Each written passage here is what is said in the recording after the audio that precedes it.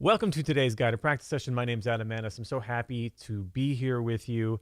And today we're going to practice a very cool technique that it lays really well over the piano. And this was taught to us by a master that we just lost this week, the great Chick Corea. And I've been thinking since I found out that Chick Corea passed away about what I would want to do here on our first session, honoring him, to practice his music and keep his legacy going.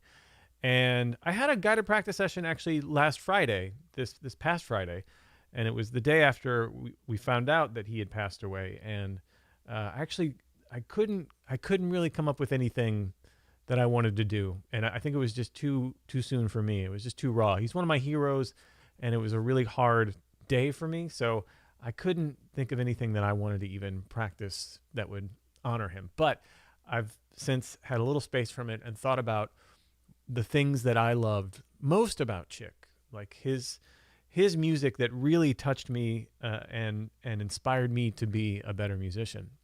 And the thing that keeps coming back again and again is his playfulness, as unbelievably prolific as a composer he was and an improviser that he was. As much as a virtuoso he was on the piano and an innovator as an artist, I think the thing that resonates with me, and I know a lot of people, is that he was so free and playful and childlike and curious on the piano that to watch a master like that, someone who could do whatever they wanted to do, really be above being too cool for school and really, pushing himself to have fun on the instrument. That's really what stuck with me. And in fact, one of the quotes, one of the last quotes that he left us with, he actually talks about having fun on the instrument. And so, as you could see here, I want to thank all of those along my journey who have helped keep the music fires burning bright. It is my hope that those who have an inkling to play, write, perform, or otherwise do so. If not for yourself, then for the rest of us.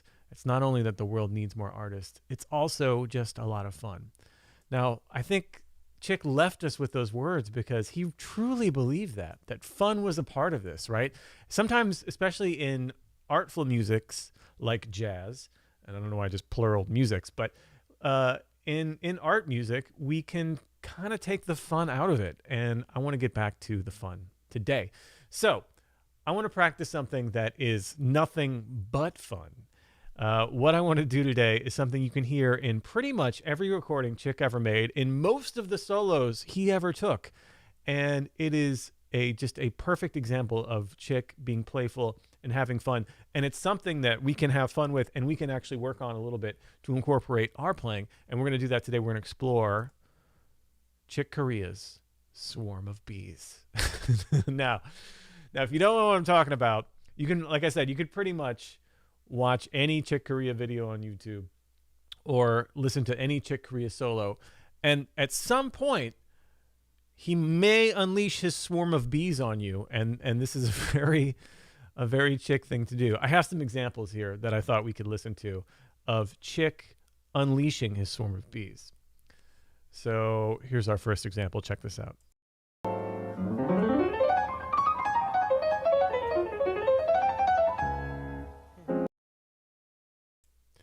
That's the first swarm. That's a swarm maybe in a straight line.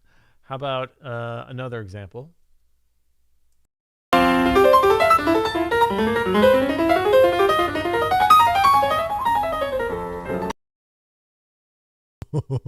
That's from a duo video of him and Herbie Hancock. They're both swarming their bees in that one. How about one more?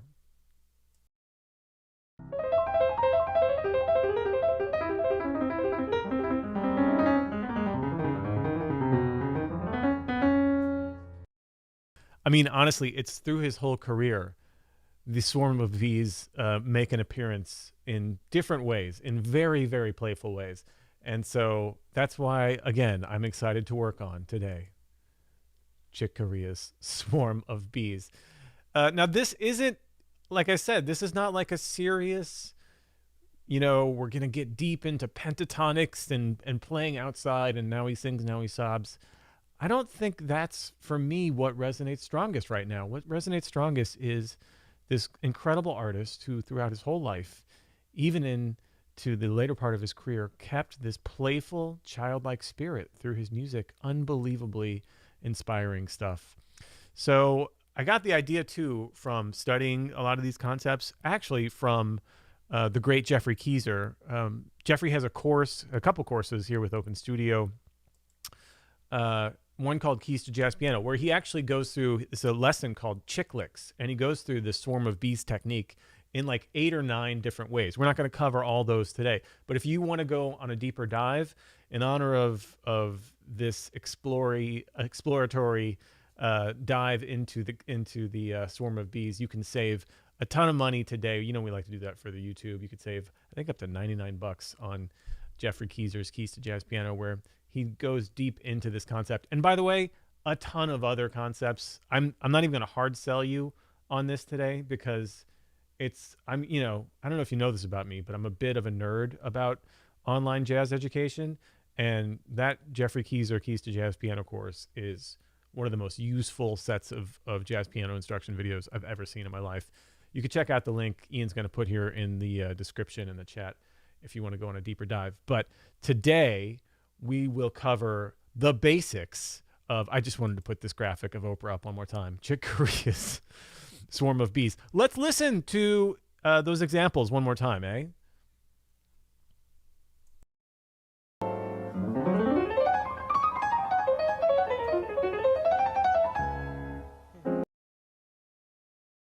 How great is that? How about number 2?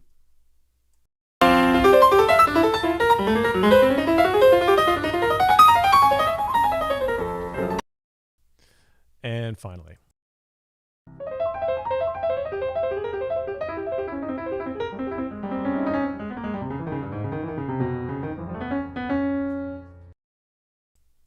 So much fun. So what's going on here? How does he get this sound? What is he doing to achieve this clustery, beautiful sound?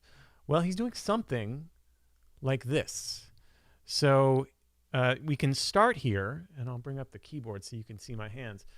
We can start here by, first of all, breaking down one way of doing it. Like I said, there's several ways that you can do it, but one of the easiest ways is to just pick, one hand goes on the black keys and one hand goes on the white keys. So we'll start with the left hand on the black keys and the right hand on the white keys. What we can do is do 2 on the black keys and 3 on the white keys, or 2 on the left hand, 3 on the right hand. And if we start here on F sharp, we can actually do a little bees fly straight thing, which is like the first example that I had, where you make your way up. And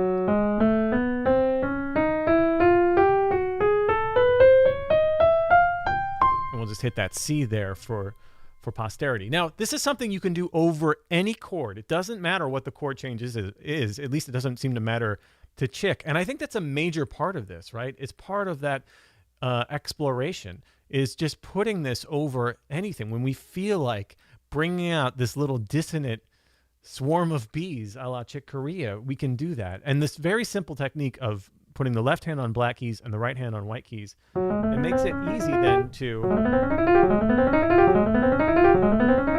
swarm just like this, right? So we can do this whenever we want, but we could also practice this. I have a feeling that Chick at one point practiced this quite a bit, because this is literally in so much of what he does. So the way we can practice it, you notice that I have these in groups of 5. This is actually a cluster that you hear Chick use quite a bit, is like a group of 5 or a group of 6 or a group of 4. But those kind of like 4, 5, 6, where you get a few from each hand, is really easy to do. So let's start with just this first 5 here: F sharp, G sharp, A, C, and B. I just want to start with just that. What we can do here actually is start nice and slow. I'll put this click on 70 beats per minute. And let's just start with our left hand on the F sharp and the G sharp, and our right hand on A, B, and C. Now, in order to get the timing right, you don't have to go deep into a perfect alignment of every single 16th note five tuplet here, right? That's not what this is about. Again, there's no chord change to this. There's no rhyme or reason to this per se. This is more of a sound, right? It's something to play around with and be playful with, a la chick. So what we start here is with F sharp on this quarter note. This is the perfect way to get into it. And we want to play the rest of this phrase and fit it in. Play this with me.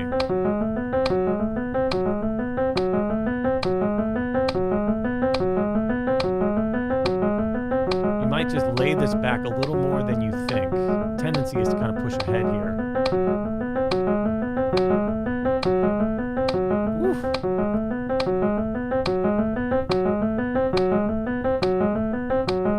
So that's kind of a way we can get into it, right? That's the beginning of the swarm. Let's try this whole thing right at that tempo. See if we can first start our left hand just going up here all the way to the C natural. So start on this F sharp, C sharp, F sharp, C sharp, F sharp, right? F sharp, C sharp, F sharp, C sharp, C. That's it. Now, if we can fill in the rest of the notes here. Well, see, I'm rushing already. Just like that. Again, we can practice the timing of it. Again, the timing of it actually is very controllable if we practice it with the metronome, just hitting that first note from the left hand on the beat. Again, 3 and 2, 3 and 2, 3 again. Play with me. 2, 3 and 2, 3 again. Now, it's actually a little bit more challenging this slow, right? This is meant to be played in a bit of a flurry. Remember, this is a swarm of bees we're playing with here. So let's try it a little bit faster. Again, you might start with your left hand, just going up a couple times, 3, 4, 2, 3, one more time, and all right, let's try filling in the rest of it. Again, I have 3, 2 here in my left hand and 1, 2, 3 in your right, and I'm just rolling this up. So let's try it all together here. 1, 2, 3, and. See, that's a little easier actually, a little faster. 2, 3, and. 2, 3 again. 2, 3 again. Let's keep going up a little bit. It's actually going to get easier here once we hit a tempo. 2, 3, and. 2, 3, and. 2, 3 again. This is fun. It really is fun. 2, 3, and. 2, 3 again. 2, 3 again. All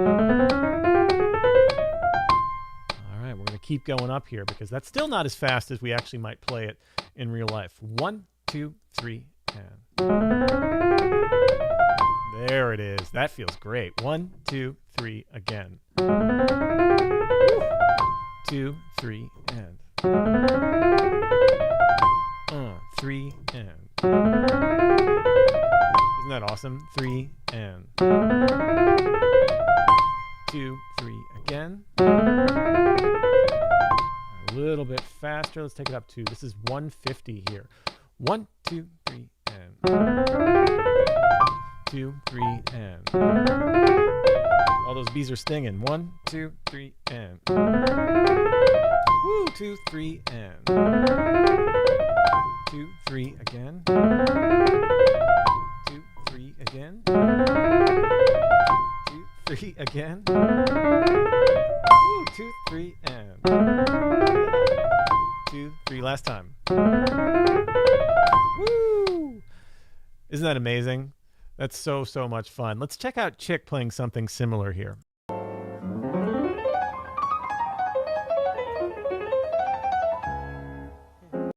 You could hear that intro, just the very first thing there. That's similar to what we're doing. Again, he didn't play this like the same way twice. You know, this is something to be felt. There's no music theory behind this, or this needs to go over a certain chord change. This is literally something to do for you, for fun, to create an effect, to create this little swarm of bees, or these, whatever you want to call it, like butterflies, some people call them, or maybe snowflakes or raindrops, something where it's like this cluster of fluttering that happens here. Let's hear Chick do it one more time. This is the straight line, the bees flying straight up.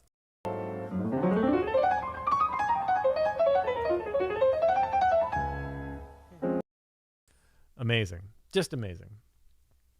Okay, so there's our bees flying straight.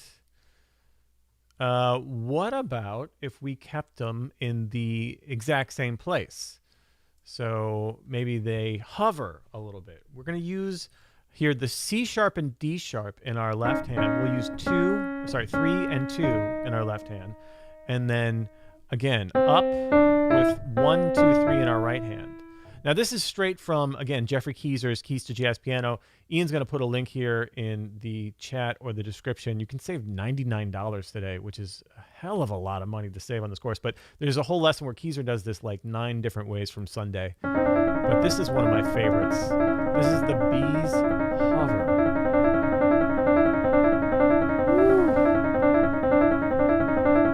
They're hovering. Now again, we can do the exact same thing here.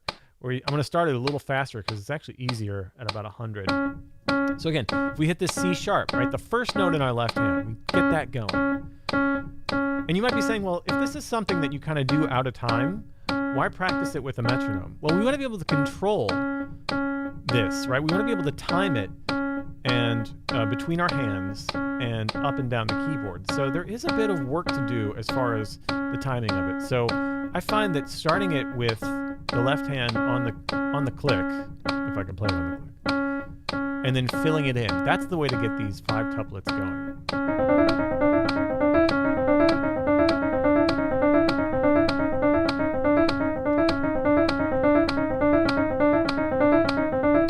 Play with me. 2, 3, and.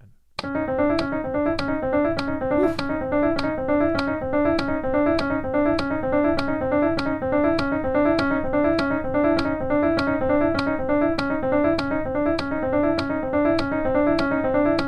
Now there's a crucial timing between our hands here.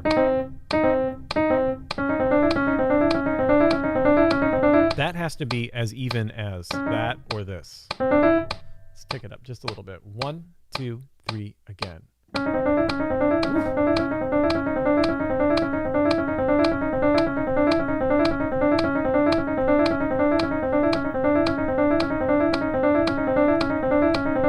Isn't that great?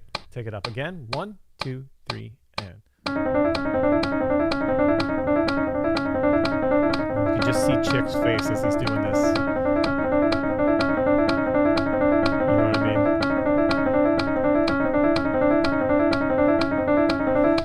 His face, that look he makes like he's getting away with something, like he's a mischievous little kid. 1, 2, 3, and.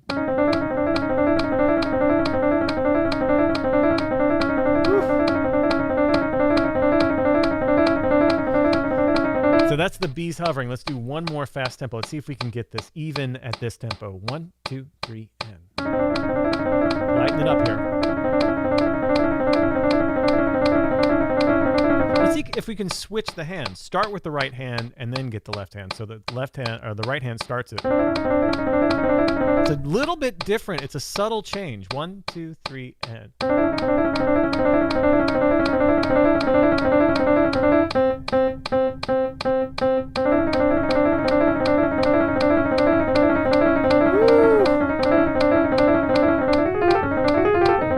I'm getting ahead of myself here, but that's that. That is the bees hover. They're just staying in one little place there. The bees are just kind of flying around your head.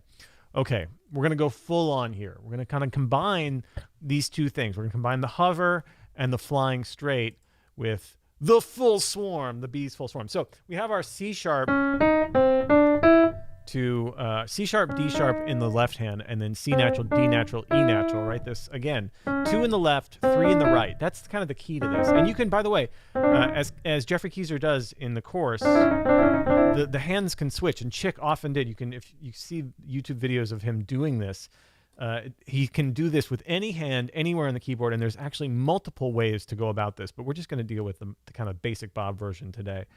So when the bees swarm here, they're hovering, but they're kind of hovering around and around. So we're going to kind of combine the going up and down of the straight with the swarm, where it's kind of an inside job here.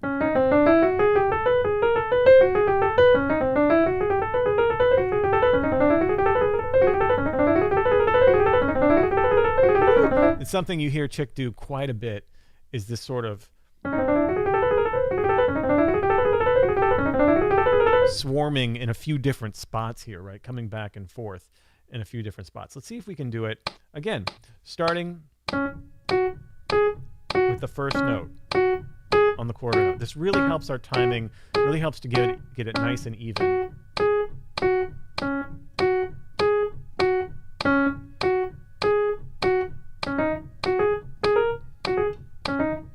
You can add that second note in the left hand.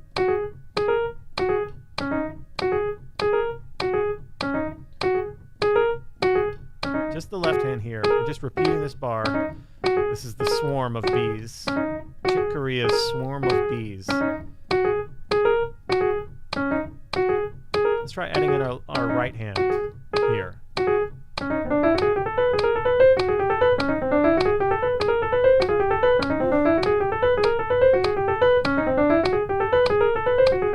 Lay it back. My tendency is to rush these a little bit.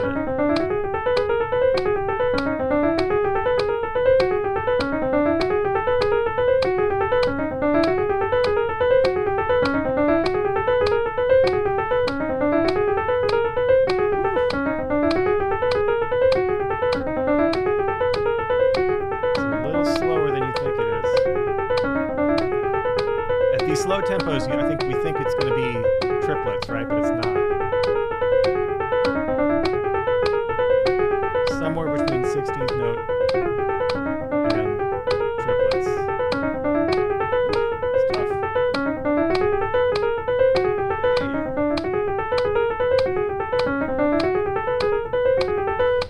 All right, let's make it a little easier on ourselves. I'm telling you, this 120, this seems to be about the sweet spot. Yeah. 1, 2, 3, and.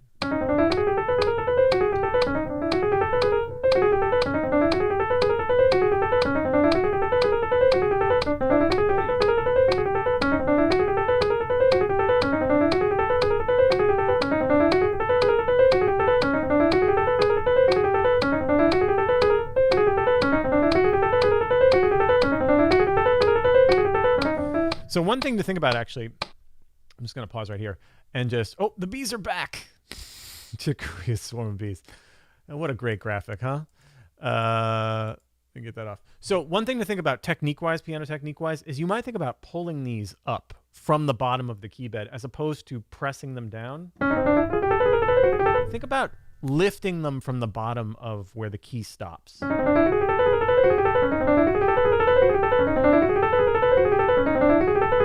It's a little bit easier than thinking about like hammering them down. Just thinking about rolling your fingers a little bit. Let's try that again here with the bees swarm. Right here at 120. 1, 2, 3, and.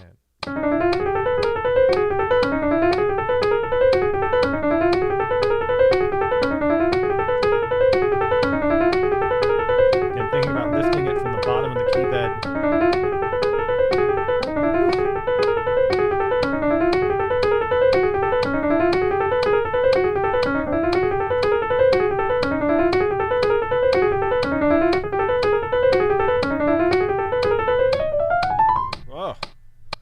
You can just keep going up and up and up and up.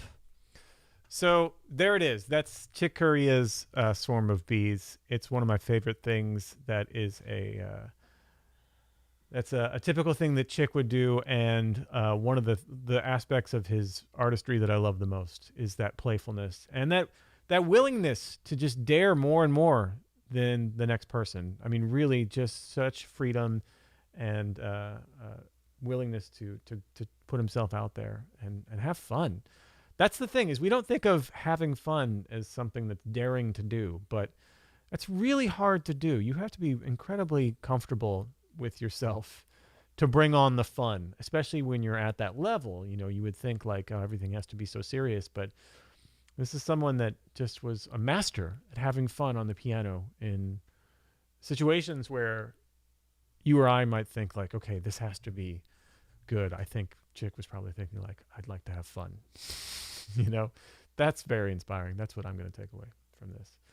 It was fun to practice that. So thank you all for doing this with me. This was really something I was looking forward to doing, is to working on some ideas from Chick. And we'll do more from Chick. We've done things from Chick before, from chords to pieces of language, and there's so much good stuff. But I think this idea of practicing the fun is the best way to honor Chick's spirit. So thank you all very much.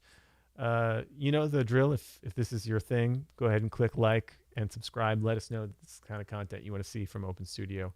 Really appreciate it, folks. Thanks for working with me. It means a lot. Great to see all of you. Till next time. Happy practicing.